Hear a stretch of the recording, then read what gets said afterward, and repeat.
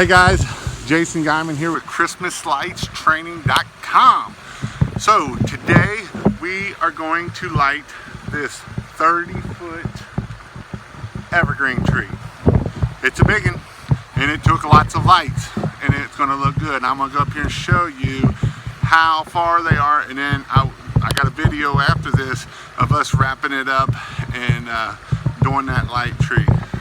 I won't have a picture of it lit yet.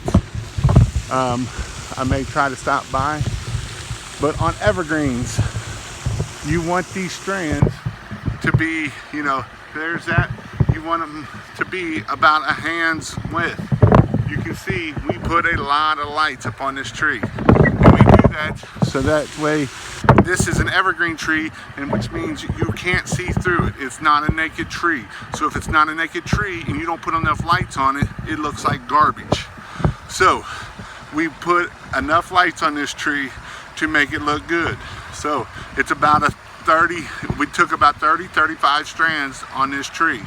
That's how many strands it took. So that is how we light an evergreen tree.